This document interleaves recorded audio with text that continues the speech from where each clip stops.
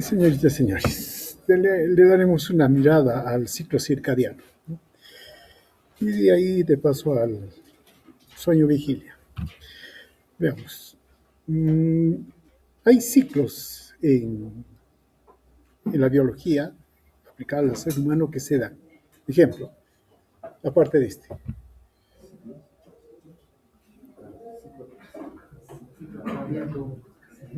Que no conocen los ciclos.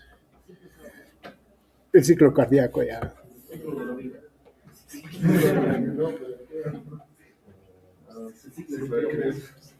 El ciclo de Krebs.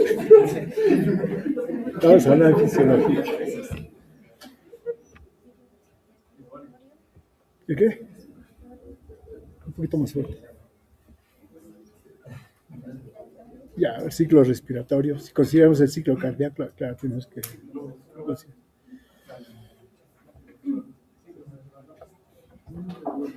El ciclo sexual en caso de las mujeres.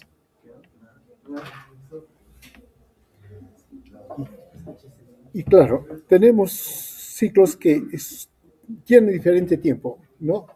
Minutos, segundos, inclusive días, etc. Pero tenemos ciclos que duran 24 horas y eso les llamamos ciclos circadianos. Ahora bien, estos ciclos circadianos se han ido desarrollando en relación a la forma en que nosotros hemos ido desarrollándonos de forma natural.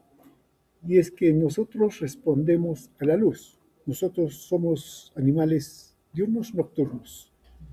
Diurnos, porque hay animales que son nocturnos, ¿no?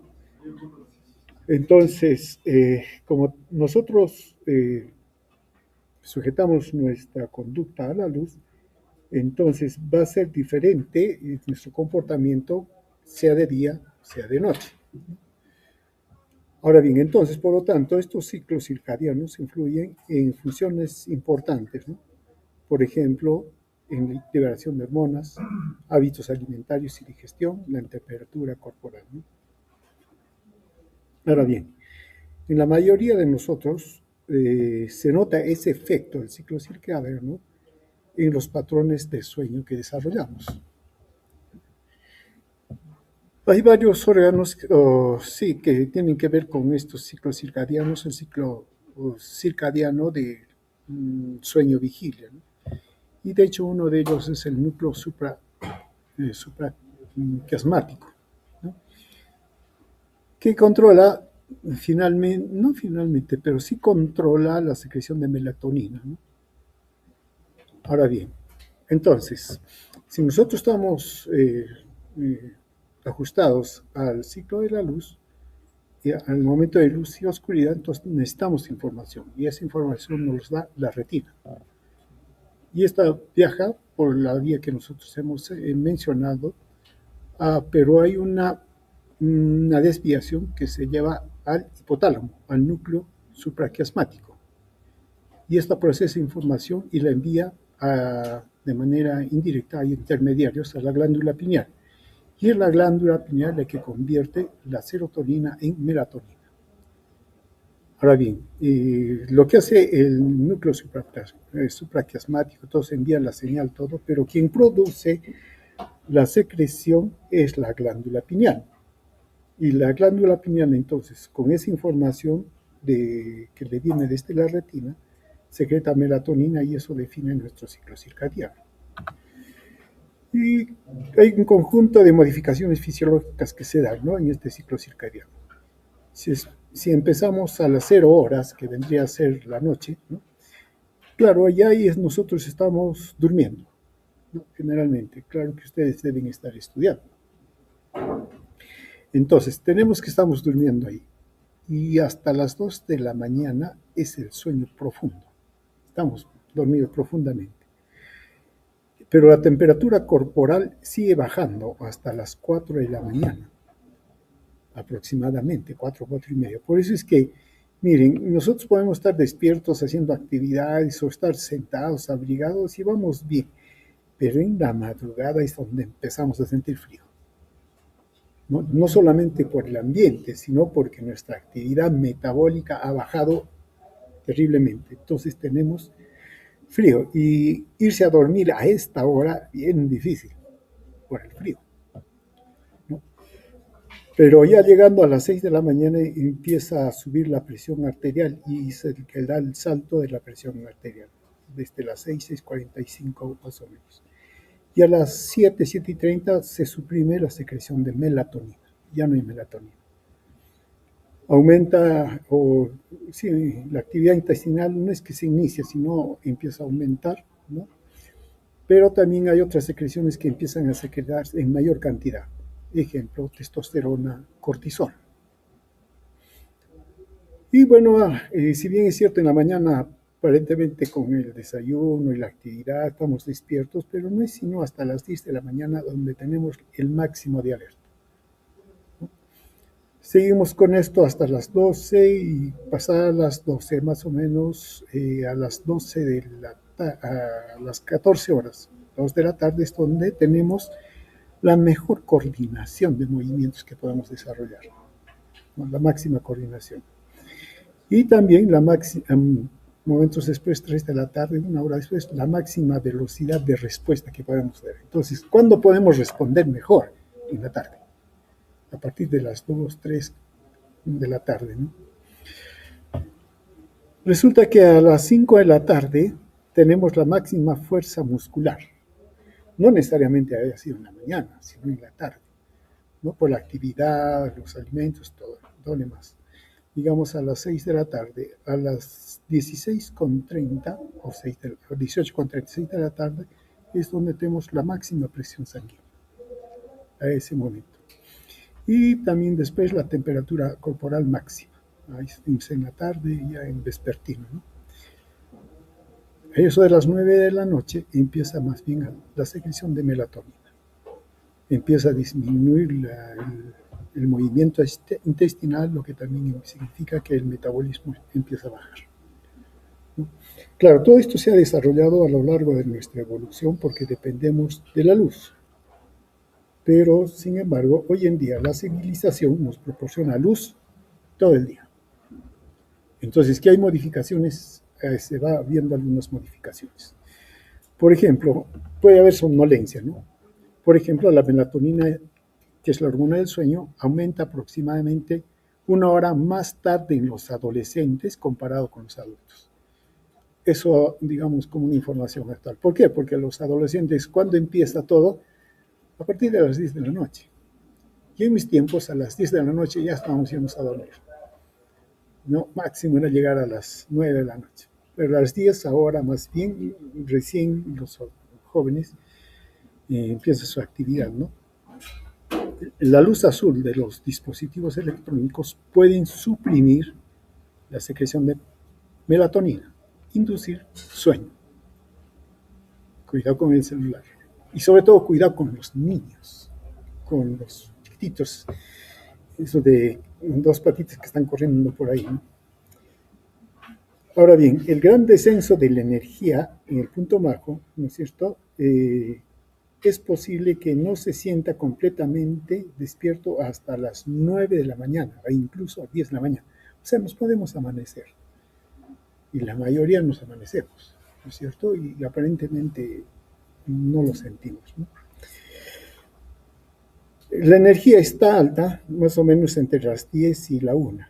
La temperatura del cuerpo aumenta durante la mañana, lo que incrementa el estado de alerta, agudeza mental, todo.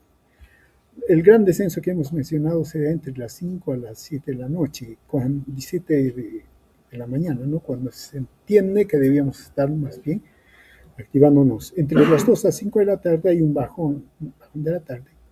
Se siente adormecido, puede que se antoje de refrigerio, ¿no? Cuando se es más adulta notarás el bajón.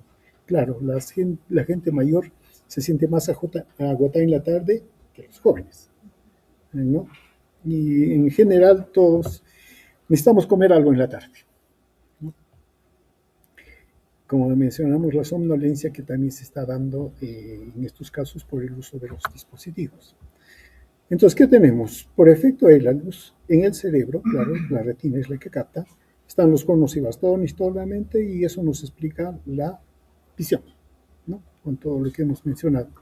Pero también de esta ruta va hacia las neuronas y se va a dar las funciones no visuales. A nivel del hipotálamo, el núcleo supraquiasmático, los ritmos circadianos, al núcleo olivar pretectal, el reflejo pupilar como ejemplo, que también lo hemos mencionado, y a la glándula pineal, que finalmente es la que va a determinar el sueño y también el estado de ánimo. La melatonina no tiene que ver solo con el sueño, estrictamente hablando, sino vamos a ver que tiene una cantidad de efectos en el organismo. Solamente un detalle para considerar, ¿no? Cuando hemos hablado del reflejo pupilar, ya dijimos quién es el núcleo responsable del reflejo pupilar. ¿Quién es? ¿Qué núcleo? Núcleo. El núcleo de Edinger-Westphal. Claro, que es del parasimpático. Pero antes del núcleo de Edinger-Westphal está el área pretectal. Es un área de 4 núcleos pequeños que están inmediatamente al borde del colículo superior. ¿Cuál es el colículo superior? La lámina cuadrigémina sería el hemicuadrante inferior. Son los tubérculos cuadrigéminos. O sea, y si está adelante o enfrente, estamos hablando de los superiores, ¿no? Esta parte recibe fibras de la retina por el tracto óptico, a través del brazo superior, etc. Las fibras eferentes son las que hacen contacto con el núcleo de Edinger-Westphal, ¿no? Entonces ahí va a dar el reflejo pupilar, ¿no? Muy bien. ¿Qué tenemos? Entonces tenemos estos ritmos circadianos que tienen que ver con la luz y va a desencadenar lo que son sueños. Ahora, entonces, depende de la cantidad de luz, ¿no?, que va a llegar al cerebro y que va a activarlo. Y bueno, entonces estamos de día. Y lo inverso sucede y entonces estamos en la noche. Por lo tanto, la luz es la señal principal para sincronizar la actividad cerebral, ciclo día-noche. La información llega al núcleo supraquiasmático del hipotálamo, ¿no? Y si es así, este sistema va a activar al sistema reticular activador ascendente y se inhibe a la melatonina. No hay melatonina. Veamos. Se recibe la información fótica, entonces significa de la luz, ¿no?, en la retina, y le envía al núcleo supraquiasmático. Ya sabemos cómo llega allí, ¿no es cierto? ¿Sí? ¿Cómo llega al núcleo supraquiasmático?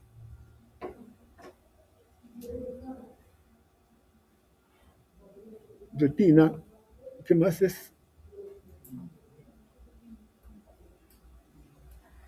Células ganglionares que forman el nervio óptico, quiasma óptico y cintilla óptica, pero ya se iría, ¿a dónde se va eso ya? A los tubérculos cuadrigéminos, y ahí no nos metemos. Entonces del quiasma óptico sale una desviación. ¿Y eso es por qué? Porque ya está el hipotálamo ahí. Entonces sale sus fibras al núcleo supraquiasmático. Y el núcleo supraquiasmático libera GABA, inhibiendo a las neuronas que hacen sinapsis con el núcleo paraventricular, que también está en el hipotálamo. Y la señal de la glándula pineal se interrumpe y no se sintetiza melatonina. O sea, ¿qué hizo la luz? Hizo que la glándula pineal no liberara melatonina. Ahora bien, en caso de ausencia de la luz, en el caso de la oscuridad, el núcleo supraquiasmático secreta glutamato. ¿Acá qué secretó? GABA, que es el glutamato, activando la transmisión desde el núcleo paraventricular, ¿no?, que ya la envía a la glándula pineal. Pero el núcleo paraventricular se comunica con segmentos torácicos superiores de la columna vertebral, o sea, baja, transmitiendo información al ganglio cervical superior. ¿En qué estamos? Simpático, no estamos en el simpático. Listo. Y esta transmite a la glándula pineal. ¿Cómo llega allí? Estamos en el ganglio cervical superior. ¿Cómo lleva a la glándula pineal?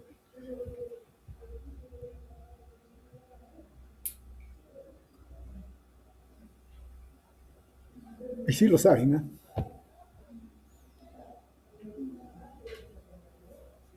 Sí lo saben.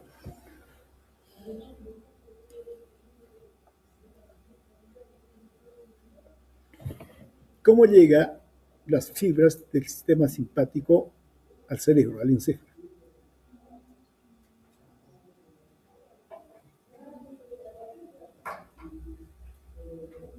Formando un plexo alrededor de las arterias. Así llegan.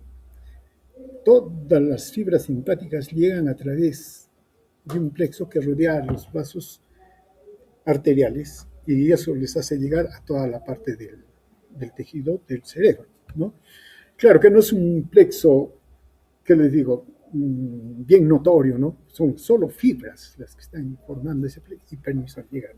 Entonces, de esa manera llega a la glándula pineal, ¿no? Claro, pero para eso, del núcleo paraventricular tiene que descender. ¿A dónde? A la columna cervical. Hasta allí baja, porque el ganglio cervical superior se origina ¿dónde? ¿A qué nivel? A nivel cervical, ¿no? Entonces tiene que bajar para volver a subir nuevamente. Ahora, una vez que llega al ganglio cervical,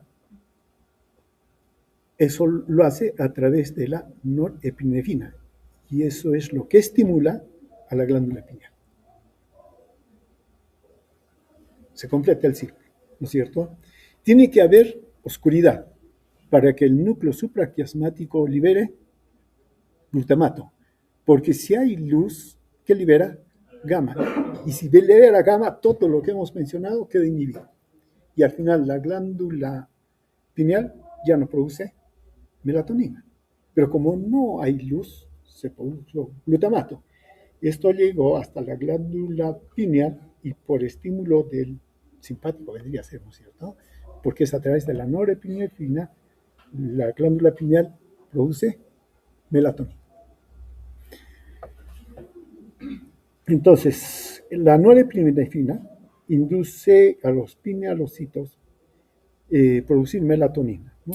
¿Y por qué? Porque activa la transcripción del RNA mensajero que codifica a esta enzima, la aril-alquilamina N-acetiltransferasa.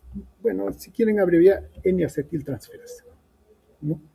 Y es la enzima clave para convertir la serotonina en melatonina. Aquí. Si no se activa esta enzima, entonces la serotonina queda como tal, ¿no? Y entonces no tenemos N-acetilserotonina y posteriormente melatonina. Ese es todo el ciclo, no ciclo, sino toda la vía, ¿no? Y finalmente, ¿qué tenemos? Melatonina. Estamos de día o de noche. De noche. Entonces, tenemos sueño. Ahora bien, entonces, claro, el que inicia todo esto es el núcleo supraquiasmático y además de él depende si se activa o no se activa la vía, ¿no? Si libera GABA o libera glutamato. Entonces es el generador del ritmo o el reloj en los mamíferos, ¿no? Porque esto de nosotros se aplica también a los mamíferos en general. Hay mamíferos que solo su actividad principal es de noche. Sí hay. Ejemplo, el murciélago, ¿no es cierto? Claro. Pero él, ¿qué cosa tiene? Ecolocalización. Tiene un sistema diferente y su vista no está tan buena. No está tan buena. En fin. Entonces lo que hacemos es que el núcleo, en nosotros, el núcleo supraquiasmático es el que da lugar a la actividad rítmica, ¿no? Claro, pero para eso debe haber supresión. y se libera melatonina. El ritmo, ¿no? Claro, exactamente 24 horas para más o menos en general, ¿no? Ahora bien, ¿puede descontrolarse en ausencia de la señal luminosa?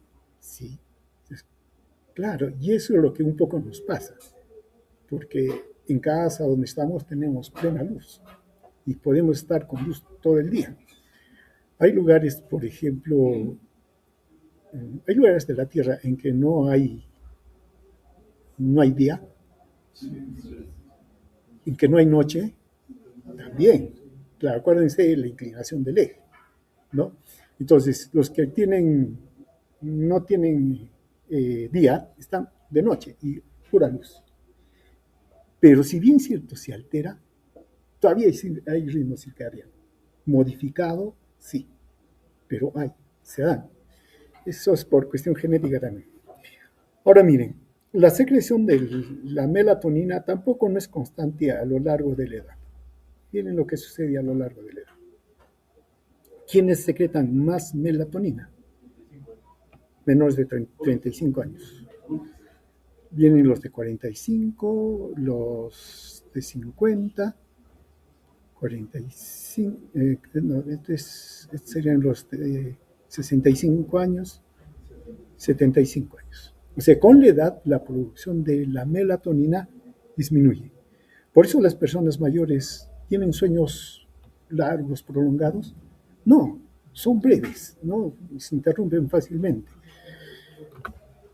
Bueno, lo que hemos mencionado, ¿no? El día, la noche, el día hace inhibición, la estimulación, el núcleo supraclasmático que llega a la glándula pineal, ya sabemos cómo. Y entonces se libera la melatonina en forma circadiana. Durante el día los niveles son bajos. A partir de las 21 horas empieza a elevarse en la noche y disminuye ya para el amanecer, 9 de la noche, 9 de la mañana, ya la melatonina está en su mínimo y se mantiene. Entonces, claro, decimos que la melatonina tiene que ver con el sueño, pero tiene otros efectos. Efectos antioxidante, antiinflamatorio, antihipertensivo, antitrombótico, antilipidémico. Y eso significa que tiene otros órganos diana. Bueno, hablando de la glándula pineal, modula el ritmo circadiano del sueño. Sí, claro, porque produce melatonina, ¿no? Pero no solo melatonina, sino también esta otra hormona, la 5-metoxitriptofol. Ambas son antigonadotróficas. Entonces, ¿tiene que ver con el control de la liberación de gonadotrofinas? Sí, ¿no? Ahora, la producción de melatonina aumenta con la oscuridad, claro, disminuye con la luz, por lo que la exposición a luz establece el patrón de secreción. Ahora bien, el paso limitante que mencionamos es la enzima serotonina N-acetiltransferasa, la que mencionamos, necesaria para sintetizar la serotonina. Alteraciones del ciclo sueño-vigilia, por ejemplo, al viajar a través de diferentes horas horarias, sí nos afecta. Alguna vez si viajan, por ejemplo, al otro lado del planeta, Europa está a 6 horas de diferencia con nosotros, ¿no? Claro, ahí tenemos que hacer un ajuste. Para ellos ahorita están en la tarde, nosotros estamos todavía en la mañana, ¿no? O sea, nos ganan, ellos amanecen más temprano que nosotros. Y claro, pero sí nos adaptamos, ¿no? Nos adaptamos a ese patrón de luz y oscuridad. Ahora, la degeneración de la retina impide la percepción de la luz. En este caso, la retina no podrá percibir ni detectar los cambios de iluminación. Pero, aún así, los bajos niveles provocaría un aumento de la secreción de la melatonina. Conclusión, sí mantiene, solo no como la persona que es normal. Pero eso hay. ¿Conocen alguna persona invidente? Sí duermen, y duermen más o menos como nosotros. Claro, también por costumbre, ¿no? Ahora, ¿qué más tenemos? Resulta que con la edad, ¿por qué hay disminución en la secreción de melatonina? Porque la glándula pineal se calcifica. se va calcificando. Entonces, una persona mayor, si da una radiografía, un rayo X o tomografía, sí se nota la calcificación. Y la van a ver, ¿no? Persona alta es un puntito. Ahí es la glándula pineal. Ya tienen algo para orientarse en el cerebro. Ahora bien, y eso, claro, se manifiesta en disminución de la melatonina. Si está aquí, ¿qué estructuras del cerebro están cercanos ahí? Abajito nomás, el acueducto de Silvio. Si hubiera una tumoración en la glándula pineal, entonces se obstruye. ¿Y qué se obtiene? Hidrocefalia en el acueducto de Silvio. Ahora, hay también debilidad y pérdida de la sensibilidad en la mitad del cuerpo. ¿Por qué? Porque también por ahí está el tálamo. Altera el sueño, claro, impide la regulación de la temperatura y la tracción. Hay aumento del peso. Eso porque afecta al hipotálamo. Ahora, el gen de esta enzima se localiza en la región pseudocromosómica X y Y también. No, perdón, pseudoautosómica. ¿Qué significa eso? Gen pseudoautosómica.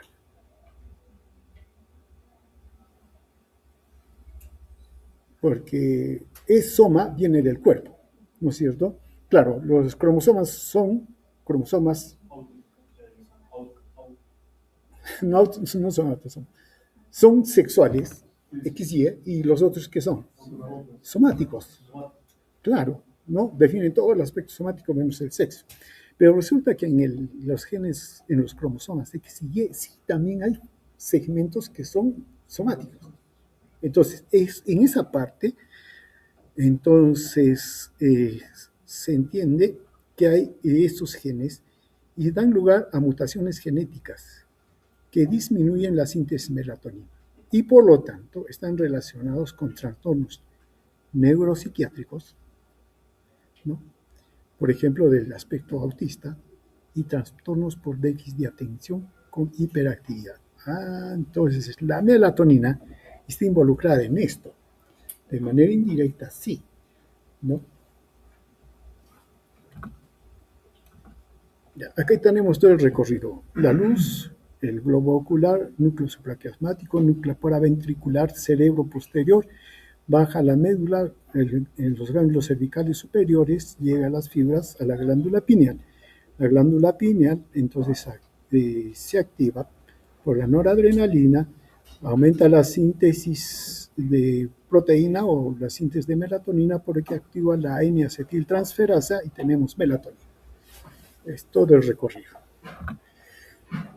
Ahora bien, la melatonina actúa a través de receptores tipo 1 y tipo 2, que son proteínas acopladas a proteínas G. En buena cuenta, receptores ligados a proteínas G, ¿no? Los receptores de melatonina 1 estarían más relacionados con el efecto hipnótico. ¿Quién nos visita? ¿Quién? ¿Nos van a vacunar? ¿Le hacemos caso o no? A los que están enfermos.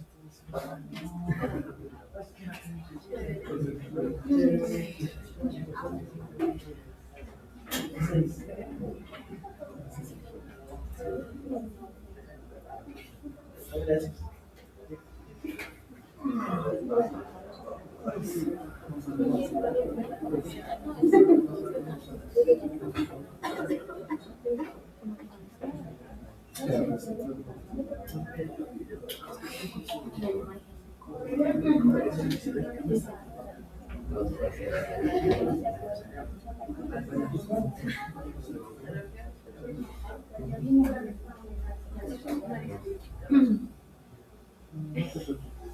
Vayan a recorrer ese corazón.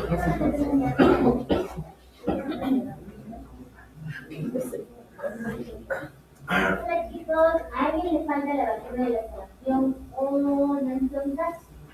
¿Todos ya tienen la vacuna? ¿O a alguien le falta? Pero que les falta está bueno. Sí, están vacunando ahora, así es que... Ya no va a haber vacunas, ya es las últimas horas. Yo le sugiero la sarampión Yo digo más el casos positivos. porque si da sarampión a personas de mayor edad, pues ya su mayor A lo que les participación pasa, es más ahora grande. no hay nadie listo para bajar. Cuando me matriculé de todo, yo no me acuerdo si no ya se va.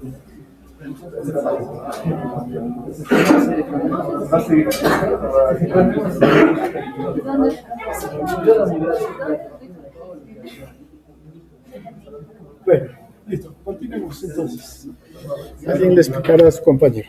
Pero sí, eso es necesario porque, como digo, si el sarampión le da a una persona adulta y ustedes ya son considerados adultos para eso, mayores de 12 años, el sarampión es más grave. Pero un niño, todavía no hay mucho problema. Pero en fin. ¿Y cuál es la otra vacuna? Ya entramos al invierno. Como mencionamos, los receptores de melatonina tipo 1 están más en relación al efecto hipnótico. Tienen efectos sobre el locus coeruleus y el hipotálamo lateral, que están comprometidos en el sueño REM. Los receptores tipo 2 regulan el ritmo circadiano. Aquí el núcleo reticular talámico también está afectado y está en relación con el sueño no REM. Y también con actividad de la retina. Influye entonces en la fase del sueño y cambio de fase. Ahora bien, son dianas, o sea, ambos receptores, para tratar el insomnio y trastornos del ritmo. Ya, vamos viendo algunos efectos de la melatonina, ¿no? que se ven más, no porque se estudie la fisiología pura, sino porque más bien se estudia el problema. En caso el glaucoma. Antes de esto, como mencionamos, la melatonina tiene que ver con el ciclo circadiano, sí, ya eso todo lo vemos, pero tiene un efecto antioxidante sobre la presión intraocular, el mantenimiento de la homeostasis mitocondrial, tiene efecto antiinflamatorio, tiene efecto neuroprotector. O sea, la melatonina no significa que entonces que es una muy específica y una función, entre comillas, mínima, ¿no? Tiene otros efectos. ¿Y cómo se han ido describiendo? Viendo algunas alteraciones como el glaucoma, por ejemplo acá, que tiene que ver con la presión intraocular. Resulta que la secreción de melatonina se reduce en el glaucoma. ¿Pero por qué? Sobre todo en estadios avanzados. ¿Qué resulta? Tiene glaucoma, ya, entonces hay que tratarlo porque si no se va a quedar ciego. Disminuyen la presión intraocular, pero el daño continúa. ¿Pero por qué? Es por esto. ¿No? La secreción ha sido reducida en el glaucoma, entonces hay que también corregir o tratar esto. Los receptores de melatonina 1 y 2 se expresan en múltiples tejidos oculares, en las células ganglionares de la retina, en los fotorreceptores y el cuerpo ciliar. Y eso también regula hace la circulación circadiana, pero también es defensa antioxidante y modulación de la presión intraocular. Entonces, no solamente tiene que ver con la producción de líquido en el globo ocular, ¿no? Eso corre por cuenta de ¿quién? ¿Qué produce el líquido intraocular? El cuerpo ciliar, ¿no es cierto? Entonces, listo, y eso generalmente sí se puede controlar mediante medicamentos, pero como se veía que esto no era suficiente, entonces debía haber otro problema, y es que el glaucoma no estaba siendo producido a ese nivel. Entonces, la deficiencia de melatonina contribuye a disfunción de las células ganglionares de la retina y altera el acoplamiento circadiano y también causa neurodegeneración. Por eso es que la persona en el glaucoma pierde visión también, ¿no? A nivel endocrino, resulta que incrementa la secreción de hormona del crecimiento. ¿Eso es bueno? Sí. Es que hay que crecer, ¿no es cierto? Bueno, este anuncio a mí me llegó demasiado tarde. Claro, porque miren, para la noche, para dormir en la noche, ¿qué debe haber? Melatonina. Ya, y si la melatonina estimula la hormona del crecimiento, hay que irse a dormir. Claro, hay que irse a dormir, pero hay que irse a dormir temprano, antes de las 8, 9 de la noche, porque ese es el máximo pico de secreción de melatonina. Claro, después se puede ir a dormir, sí, también, pero la secreción no va a ser tanto.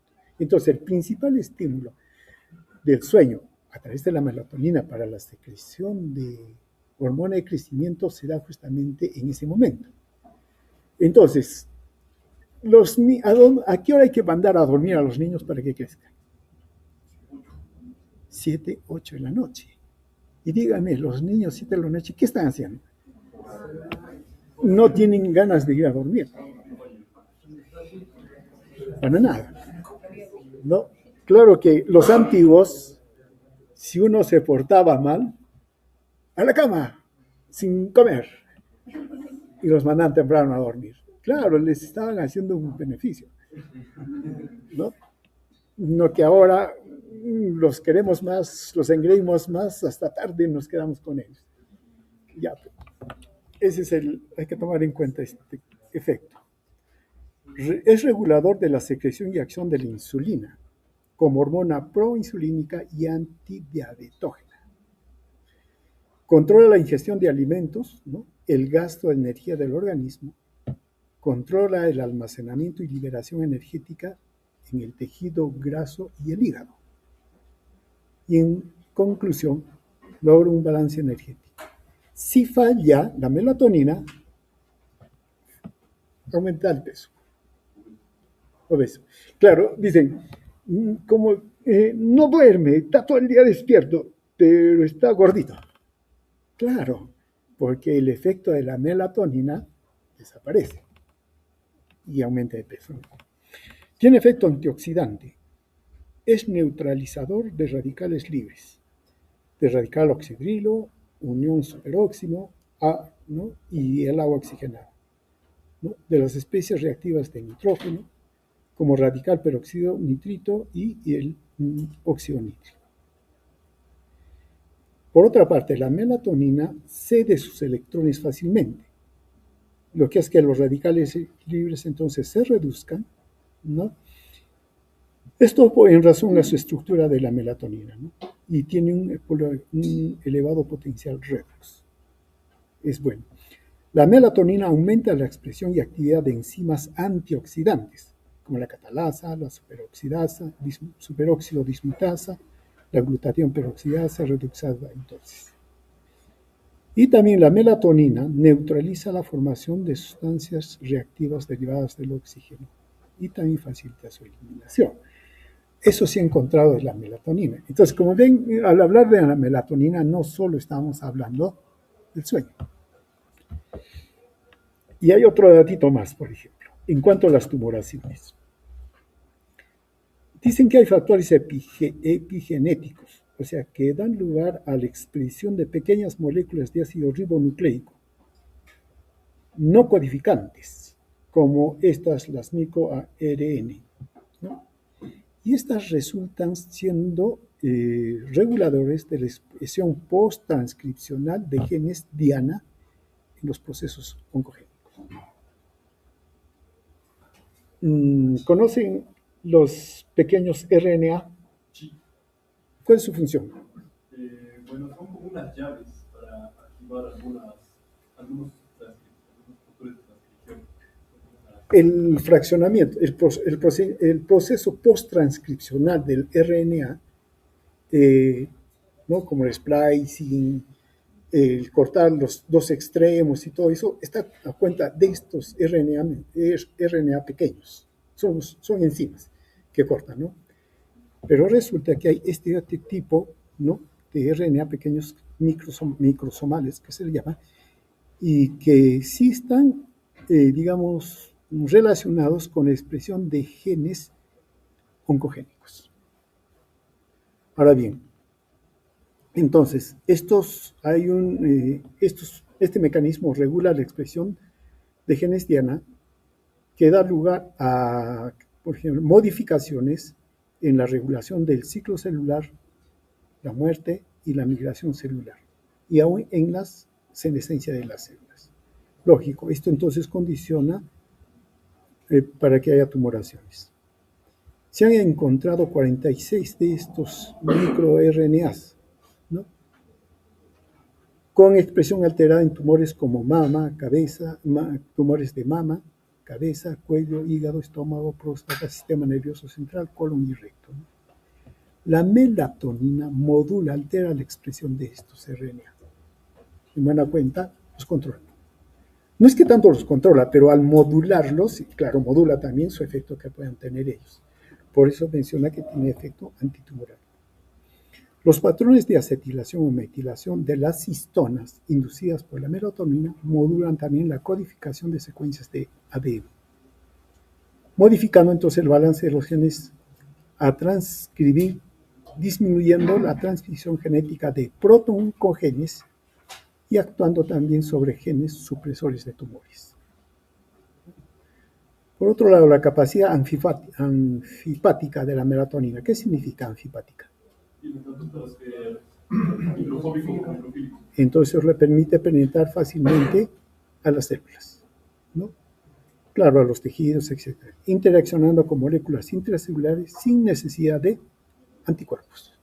Y eso hace que tenga un buen efecto antioxidante. Y claro, si tiene efecto antioxidante, las sustancias reactivas, que son también condiciones para la mutación de las células, también se controlan, ¿no? Entonces, de ahí que la melatonina esté relacionado a las tumoraciones, neoplasias. Bueno, acá son las características de las células cancerígenas, ¿no?, lo que se da, y la melatonina en dónde interviene. Como no estamos en el curso de ¿qué?, de fisiopatología o en el curso de oncología, nos pasamos de largo. Bien, entonces ya conocemos toda esta ruta, ¿no?, hasta la glándula pineal, la melatonina. Miren, a partir de las 8 de la noche es donde más se empieza la producción de melatonina. Ahora bien, esta secreción de melatonina, claro, es por el ciclo, hay fotoperiodos, ¿no? Sus niveles de melatonina en la noche son altos. Pero, ojo, no es igual en todos, hay diferencias individuales, ¿no? Uno, habiendo diferencias en cada individuo, esa diferencia es constante en cada uno de nosotros. No es que, digamos, sea muy aleatorio durante el tiempo, ¿no? Esto da lugar entonces que tengamos una adaptación, ¿no? Y en general, como mencionamos, en los ciegos el ciclo se altera y es mayor de 24 horas. También tiene la influencia de las estaciones. El ciclo circadiano o la secreción de melatonina aumenta en otoño y en invierno. Por eso tendemos a dormir. Ese es el efecto de la temperatura. Y hay animales que sí, en el invierno se duermen, ¿no?, hacen hibernación. Y disminuye la secreción de la melatonina en la primavera y el verano. Claro, en verano ni qué decir, ¿no? Nos faltaría. Entonces se duerme poco. Con la edad, como ya habíamos mencionado, ¿no?, el ciclo se instala más o menos empezando a los 2 meses. Máxima secreción de melatonina, como mencionamos, en los niños de 3 a 5 años. Ya va disminuyendo con la pubertad, ¿no? Ahora bien, se estabiliza más o menos en los años que van de los 30 a 50 años de edad, ¿no?, y va disminuyendo, no desaparece, pero sí disminuye con la edad, ya en la edad adulta, ¿no? Ahora bien, hay relación con otras hormonas, sí, ¿no? La melatonina aumenta induce un aumento circulante de las gonadotrofinas, ¿no? Aumento circulante de gonadotrofinas y gonadotropinas y aumento de hormonas gonadales. ¿Cuál es la diferencia de gonadotropinas y gonadales? Las gónadas son los órganos sexuales. Hormonas. Hormonas sexuales. Bueno, más que sexuales que vienen del aparato. Aumento de hormonas gonadales. Nombres. Testosterona, estrógenos, progesterona, ¿no? Y gonadotrofinas. Folículo estimulante, luteinizante. Muy bien. La melatonina disminuye antes de la ovulación, ¿no? Ahora bien, hay una interrelación de la glándula pineal con la adenohipófisis, la tiroides, páncreas, endocrino y médula suprarrenal. Claro, aquí va a haber modificaciones, pero lo dejamos. Hay un aumento notable de la melatonina en mujeres después del ejercicio intenso. Algo sucede también, ¿no?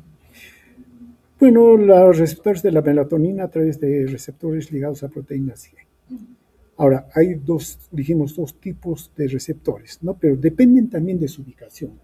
Están los receptores neurales de alta afinidad en el núcleo supraquiasmático, en el hipotálamo medio basal, pero también el área preóptica, que tiene que ver con la regulación de la reproducción, en la capa plexiforme externa de la retina, que tiene que ver con la división, adaptación a la luminosidad ambiental, en la corteza cerebral, ¿no? Y a nivel del tálamo. Esto va a desarrollar lo que se llaman los efectos hipnóticos de regulación ciclo vigilia-sueño, ¿no? En los receptores no neurales de alta afinidad, en la porción tuberal de la hipófisis, secreción de gónadas y prolactina, en las arterias cerebrales, regulación cardiovascular y de temperatura.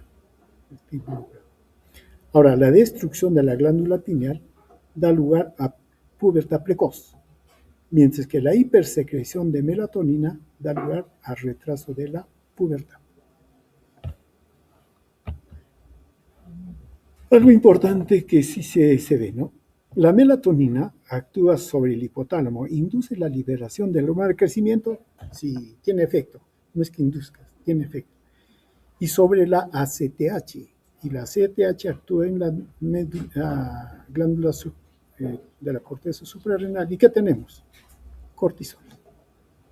Entonces, si hacemos una relación, ¿no?, de la secreción de la melatonina y el cortisol, este es el de la melatonina. En la noche, sobre todo en horas tempranas las primeras horas de la noche, será el máximo de melatonina y disminuye, se mantiene bajo durante todo el día y vuelve a subir ya en la noche. El cortisol más bien es inverso, disminuye prácticamente en la noche, ya en la madrugada sube, y en la mañana, entre las 7 y 8 de la mañana, es el máximo nivel de cortisol. Y es lo que nos mantiene alertas, ¿no? Tenemos ese efecto.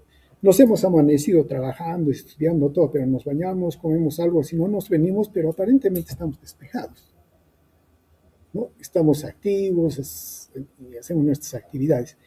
Pero como el cortisol baja y a las 12 del día ya está prácticamente en el mínimo, nos viene el sueño, nos dormimos, estamos que caemos, ¿no? Entonces, miren, sí, entonces hay una correlación, ¿no? Que la melatonina sí regula el sueño, pero el encargado de regular la vigilia es el cortisol, por este tipo de relación. Y bien, entonces si la melatonina tiene que ver con el ciclo circadiano y el ciclo circadiano está en relación con el sueño, entonces entramos al sueño. Y tenemos dos tipos de sueño, el sueño REM y el sueño no REM. Esto es por los rápidos movimientos de los ojos, y acá no hay movimientos rápidos de los ojos, ¿no? Claro, a lo largo del tiempo que dormimos, el sueño no es, por decir, regular. Es el estado de vigilia empezamos a dormir, empezamos con el sueño REM. Significa que hay un sueño, pero nuestros globos oculares se mueven, ¿no? Pero si seguimos en la profundidad del sueño, empieza el sueño no REM. Fase 1, fase 2, fase 3, fase 4. Y es cada vez más profundo, ¿no? Entonces, es cada vez más profundo y dormimos. Pero no dura mucho tiempo, más o menos, ¿qué es? Dicen 90 minutos, etcétera, pero luego empezamos a salir nuevamente y empezamos a salir del sueño profundo. Fase 3, fase 2, fase 1, tenemos el sueño REM. Y ahí es donde tenemos en sueños lo que soñamos. Luego volvemos a entrar al sueño no REM, ¿no? Pero no llegamos a la misma profundidad del ciclo anterior, es menos. Y va disminuyendo hasta que despertamos, ¿no? Por otro lado, el sueño REM, que al comienzo es pequeño, va incrementándose en cada ciclo. Ahora, dependiendo en qué momento nos despertemos, generalmente nos debemos despertar después del sueño REM, ¿no? Y ahí es donde recordamos lo que hemos soñado. Nos acordamos. Pero puede despertarse en otro momento y no nos acordamos.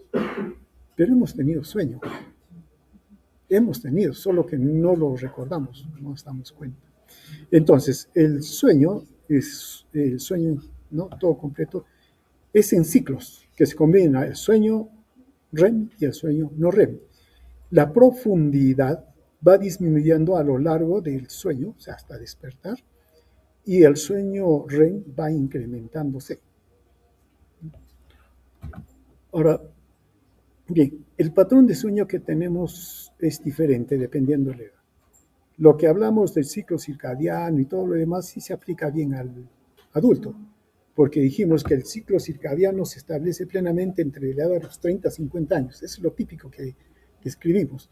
Pero sin embargo, el sueño varía, ¿no? Los niños a menor edad duermen más, ¿no? A los 4 años ya tienen un sueño continuo, ¿no? Claro que es de mayor tiempo. Un año tiene un ciclo continuo, pero los niños de 1 año, 2 años, en la tarde duermen, ¿no? A mediodía inclusive duermen y en la tarde también. Bueno, los recién nacidos son totalmente desordenados, solo se despiertan cuando tienen hambre o están mojados, ¿no?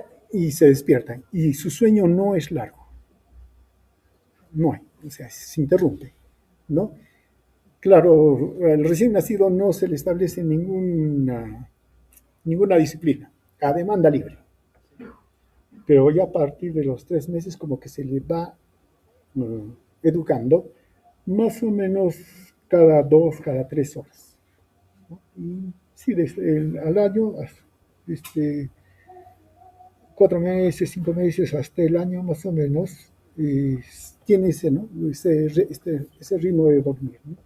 Cada 3, cada 4, sobre todo cuando son lactantes. Entonces, a medida que el niño se va desarrollando, cambia la distribución y las necesidades de sueño durante las 24 horas. El recién nacido necesita dormir 16 a 18 horas y va disminuyendo a 14, 15 horas en el niño. 10 a 12 horas, 4 años y menos de 10 horas en niños. El adolescente, la necesidad de sueño sigue disminuyendo hasta estabilizarse 7 horas. Ya en la edad adulta, de la capacidad del sueño prolongado, como dijimos, ya se limita, ¿no? Duerme poco. Ahora bien, claro, a alguien se le ocurrió ver cómo está trabajando el cerebro,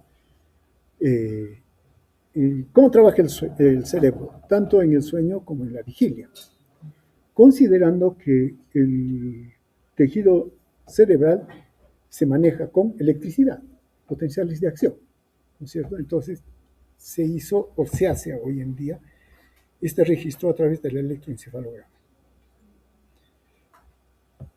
Ahora, no sé si han visto alguna vez un electroencefalograma. Es bien complicado, cantidad de líneas, depende de las derivaciones que se tienen, ¿no? Entonces, se va estudiando y hay ciertos, digamos, aspectos que hay que considerar. Las señales del electroencefalograma se evalúan principalmente según la frecuencia y el voltaje. Frecuencia, ¿no es cierto? Y la frecuencia que está determinada por la duración del ciclo. Claro, ¿no? Esta ondita tiene un ciclo. Entonces, si es más corto o es más largo, y eso determinará alta frecuencia, baja frecuencia. El voltaje. ¿Y el voltaje qué nos determina? La intensidad. Si es la onda es alta o es baja, ¿no es cierto? El voltaje. Entonces, ¿qué tenemos? Frecuencia y voltaje, ¿no? Y su distribución, bueno, hay la edad y el estado de sueño. Ahora, cada zona de encéfalo, de la corteza cerebral, porque lo que se evalúa en el electroencefalograma es la actividad de la corteza. Dependiendo de dónde está el electrón es que se hacen las derivaciones y todo lo demás, ¿no? Entonces tenemos todo este tipo de ondas. Ahora bien, ¿qué se registra en esto? Diferentes ondas. Estamos con la onda delta, cuya frecuencia es de 0.1 a 3.5, teta de 4 a 7.5, alfa de 8 a 13, los beta mayores a 14. Considerando lo que está puesto de acá, la frecuencia está aumentando o disminuyendo. Aumenta la frecuencia. Pero el voltaje, miren, ¿qué sucede con el voltaje? Si es la amplitud. El voltaje disminuye. Listo, muy bien. Aquí tenemos, digamos, algunos patrones, ¿no? Entonces la onda gamma, ¿no? De 31 a 120 ciclos por segundo, ¿no? Este tipo de onda se presenta en el cerebro cuando tiene una alta actividad, ¿no? Es la que necesitaríamos o generalmente hacemos, por ejemplo, para estudiar. Necesitamos estar atentos. Están las ondas beta, que son las que de la persona que está despierta, con actividad y conversación, todo lo que hacemos, ¿no? El alfa ya está relajado, ¿no? Medio adormitado, etc. La onda teta sí ya está dormido, ¿no? Y la onda delta donde está profundamente dormido. Y listo.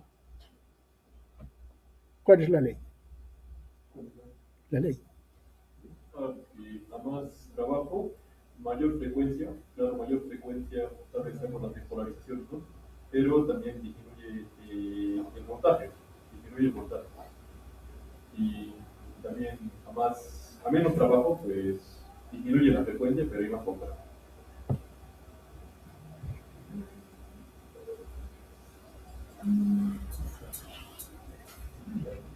Acá está a plena actividad. Acá está dormido. Listo. ¿Cómo son las ondas? No las nombren, todo eso después, pero sí uno tiene que tener esta visión, ¿no? Su compañero ha dicho una cosa, eso, él lo dice. ¿Qué dicen los demás?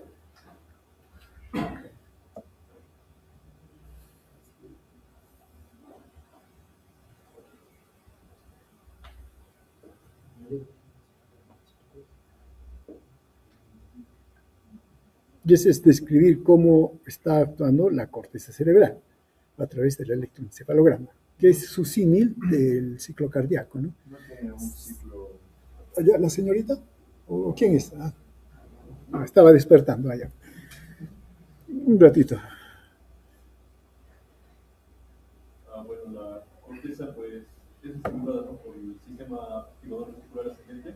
No, nada. Acá nomás. Solo quiero que me diga lo que está aquí. No sé si sabré. A otro momento hablamos del sistema reticular activador.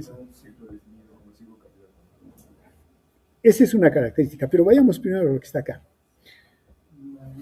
Lo único que quiero que me digan cómo son las ondas según el estado de vigilia o sueño que tenemos. Nada más. ¿Cuál disperso? ¿Acaso hemos hablado de criterio disperso? Les he dado dos criterios, frecuencia y amplitud. Nada más, con esas quiero que me lo digan. Más sensibilidad, más sensibilidad, más frecuencia. Primera parte, segunda parte.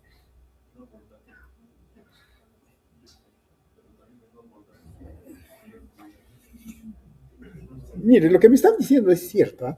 Pero yo quiero la ley. La ley se dice bien corta y directa, ¿no es cierto?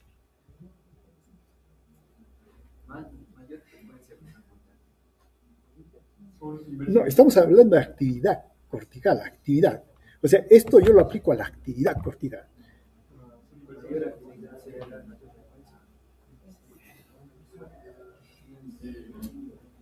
Activen su corteza. Utilizan ondas. Utilizan ondas gamma.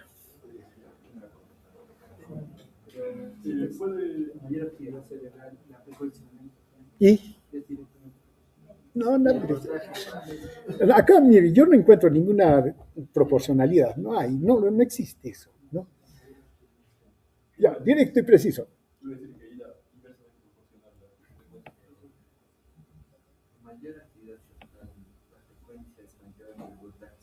Exacto. Listo. Es esto. Sí, pero no lo dijo como él lo dijo. Ya. A mayor actividad cortical, aumenta la frecuencia y disminuye la amplitud. Listo. Si eso lo tienen, ustedes pueden leer el electroencefalograma. La otra característica, su compañero lo dijo, esto se registra, digamos, en una parte cortical, pero toda la corteza trabaja desordenada, no coordina. Es diferente que el corazón, él sí coordina. Onda T, complejo QRS, aurícula, ventrícula, todo está ordenadito. Acá no. Entonces, la actividad cortical es desincronizada. Y si estamos despiertos es de alta frecuencia, bajo voltaje. Y si estamos durmiendo es de baja frecuencia, alto voltaje. Listo. Ya con eso tenemos todo dicho y nos vamos, no hay de una vez. Ya, acá están las ondas. En la vigilia el ritmo es beta. Con los ojos relajados, ¿no? Con los ojos cerrados. Pero cerrados el ritmo es alfa, predominantemente alfa. En el sueño REM es beta. Claro, por eso dijeron acá, ¿no? ¿Cómo es posible? Pero si está dormido, pero tiene ritmo beta, igual que el de vigilia. Por eso al sueño REM se le llama sueño paradójico, ¿no? Por esa. Y acá está el sueño no REM. Las fases 1, 2, 3, 4. Miren cómo van ampliándose el voltaje y la frecuencia va disminuyendo. Bueno, esto es lo mismo, ¿no? Esto es registro del electromiograma. También el registro de los movimientos oculares, que también se hacen, ¿no? Ahora, por ejemplo, el sueño despierto, el sueño no REM, el sueño REM. Claro, le hacen un ya no sería electroencefalograma, sino electromiograma, ¿no? A nivel del mentón. Despierta esta guía en el sueño no REM, tiene esta actividad sueño no REM, está aquí. En la pierna izquierda, en la pierna derecha, los patrones. Eso tratando de hacer una relación, ¿no? Pero en fin, nos quedemos. Bueno, acá está el ritmo de las ondas base, ¿no? Que hemos mencionado. Beta, alfa, teta y delta. El gamma casi no lo nombran, ¿no? Porque recién lo han caracterizado. Antes que estaba dentro metido del beta, ¿no? Entonces ya está apareciendo. Entonces, esa es la forma que activa. Entonces, actúa la corteza cerebral o una demostración de eso. La pregunta es, ¿quién lo activa? Si la corteza cerebral está activa, estamos despiertos. Si no está activa, nos dormimos, ¿cierto? Y eso se hace la prueba. Cuando queremos que el niño duerma, ¿qué hacemos? Apagamos todo, cerramos las cortinas, nadie habla. Se entiende que duerme, pero últimamente no están obedeciendo. No, es lo que hacemos. ¿Por qué? Porque no le llega estímulos. ¿No? Ahora bien, entonces, sí, hay influencia de otros niveles a la corteza, ¿no? Y eso también está mediado por neurotransmisores. Entonces, el control del sueño se atribuye a varios grupos cerebrales, ¿no? Núcleos, etc. Se ha propuesto a la serotonina, que se secreta por el núcleo del RAFE. ¿Se acuerdan del núcleo del RAFE? Se interviene en la inducción del sueño. Inducción del sueño. La incapacidad de las células productoras de serotonina provoca insomnio. Por otro lado, el locus coeruleus, ¿se acuerdan del locus coeruleus? Segrega acetilcolina y se atribuye al control del sueño REM.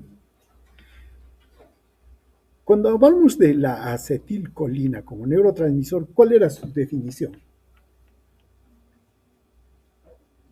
Lo dijeron, ¿ah? Es un neurotransmisor, depresor, activador. Activador, claro, pero ¿cómo interviene en el sueño? La inducción del sueño REM, porque ahí hay actividad, ¿no? Las neuronas activadoras, hay neuronas activadas por dopamina y estas se descargan a un ritmo uniforme durante todas las fases del sueño. Y por lo tanto, se sugiere que la dopamina interviene poco o nada en la inducción o mantenimiento del sueño. Aparentemente estaría fuera la dopamina, ¿no? Ahora bien, entonces se van señalando algunos neurotransmisores también y estructuras. Pero el sistema activador del encéfalo consta de dos sistemas. La estimulación directa del tronco encefálico, que ya lo hemos mencionado varias veces. Acá está la sustancia reticular. Y específicamente la sustancia reticular protuberancial del mesencéfalo, porque la de la médula, no, perdón, de la, ¿qué se llama? Del bulbo es descendente, pero para arriba es inhibitoria. Claro, el sistema reticular activador ascendente le corresponde a mesencéfalo y protuberancia, mientras que el descendente al bulbar. Entonces ese no se dirige a la corteza, se dirige a la médula, ¿no? Y ahí tiene su función. Depende del área excitadora que se proyecta al tálamo y de ahí a la corteza cerebral, el tálamo. Y ya hemos hablado del tálamo. El tálamo como vía sensorial. ¿Qué más? Coordinación de movimiento, ¿no? ¿Qué más? Que todavía, no, sí, ya lo hemos hecho ya. Por eso el tálamo tiene una función clave en la corteza, en la fisiología cerebral.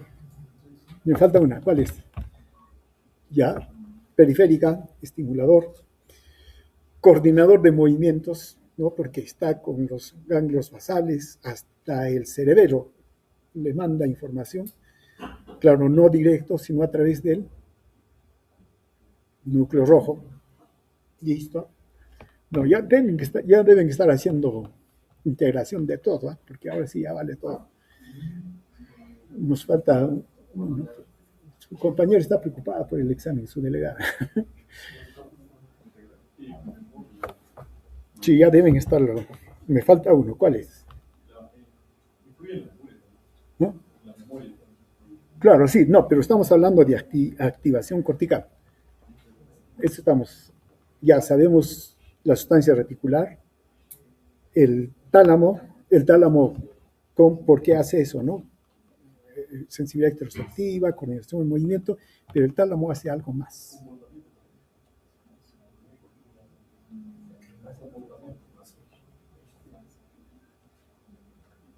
Es parte del limbo. Es parte del limbo del tálamo. El tálamo es parte del sistema límbico. Sí, claro, por eso cuando estamos preocupados, ansiosos, ¿dormimos? No dormimos. Claro que hay otras personas que hacen lo contrario, ¿no? Se duermen, ¿no? No, ya depende de cada uno, netamente, ¿no? Pero entonces nos lleva a conexión con el sistema límbico, significa emocional y todo lo demás, ¿no? Están las neuronas grandes que secretan acetilcolina, ¿no? Y las neuronas pequeñas que dan estímulos, pero muy pequeños, por tiempos un poco más prolongados que las grandes. Ese es un sistema. El otro sistema es el neurohormonal, que más o menos hemos ido mencionando hace un momento. El locus coeruleus, que produce norepinefrina, es excitador del sistema nervioso e induce el sueño REM. La sustancia negra, la dopamina, es inhibidor de los ganglios basales. No se sabe exactamente qué tendría que ver con el sueño, ¿no? Los núcleos del RAFE, ¿no? Liberan serotonina. Es inhibidor del diencéfalo, inductor del sueño. Pero también está la protuberancia del bulbo, el núcleo fascículo solitario, que ellos liberan GABA, proyectados a la neocorteza, a la médula espinal. Están relacionados con el desarrollo del sueño no REM. También con el dolor y también aumento del sueño no REM, ¿no? Es el caso del GABA. Las células gigantocelulares liberan acetilcolina. Son excitadores del encéfalo. Vigilia, excitación, ¿no? Paso del sueño no REM a sueño REM y a vigilia. Y nos despertamos. Y listo. Hasta aquí llegamos con este tema.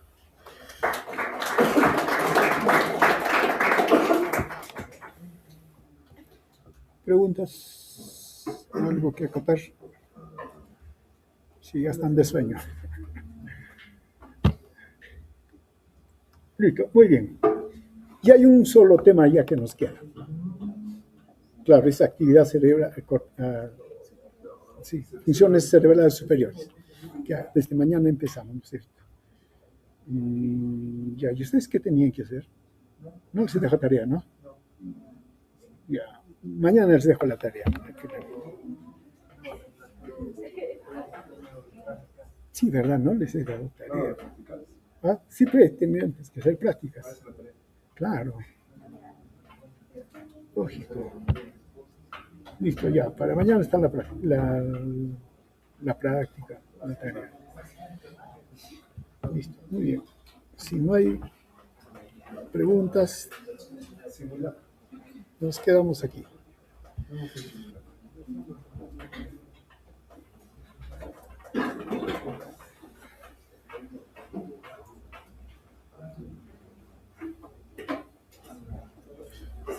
Listo, señoritas, señores. Nos vemos mañana.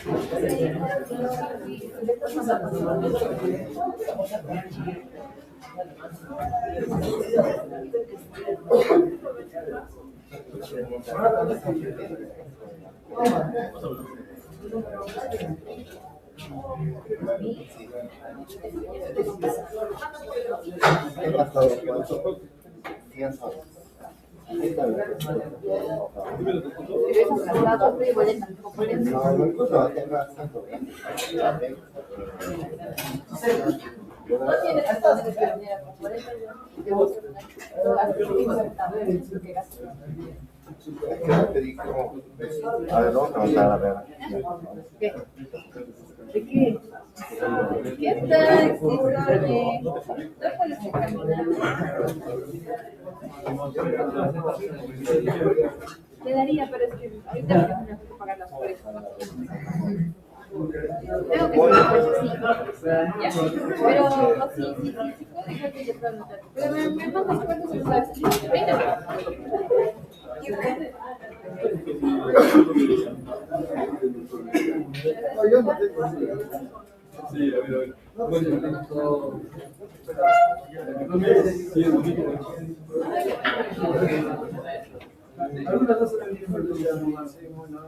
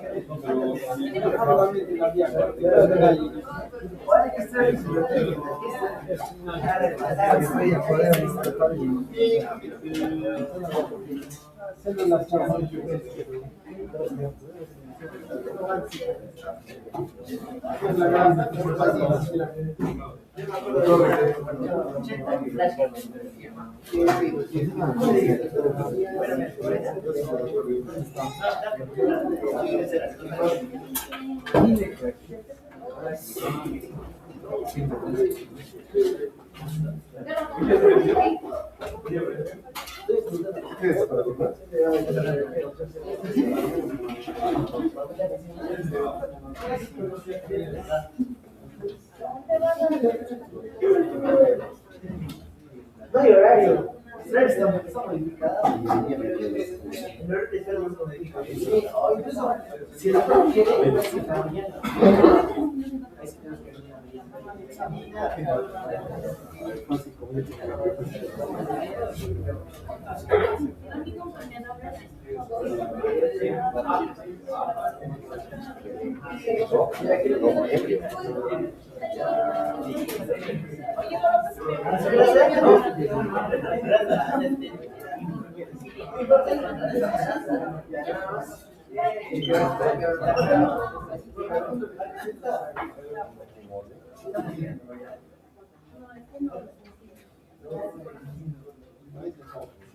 Se me dice que ella es un profesional.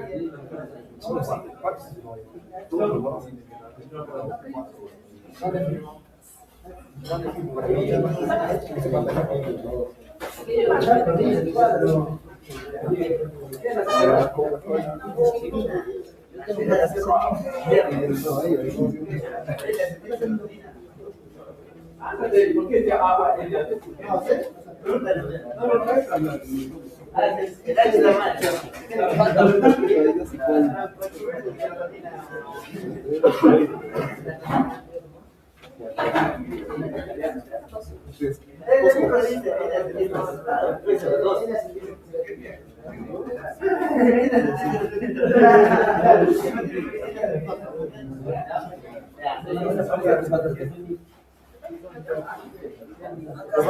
Acá falta uno.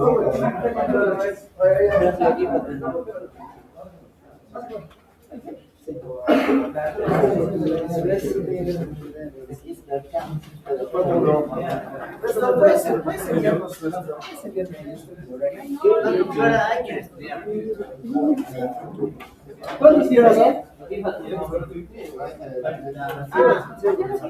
¿Cuándo hicieron eso? Igual no va a venir porque está en campaña. En la campaña no, ese es otro. Es el mismo. No, es otro. Se lleva con chicos. Faltan 2 horas. Si nos falta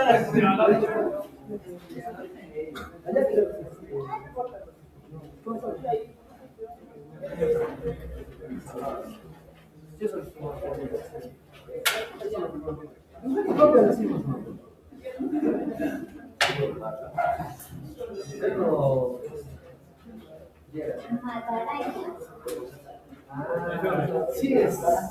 Sí, es sentida de la pobre araña.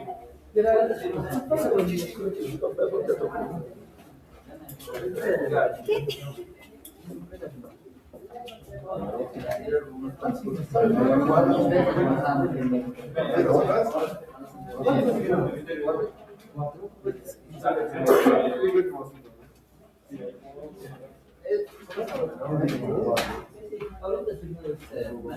Somos 4. Con 5.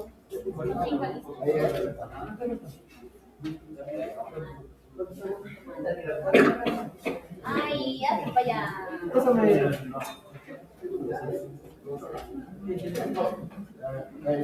Ya, me quiero ver más fácil. No te la dejo.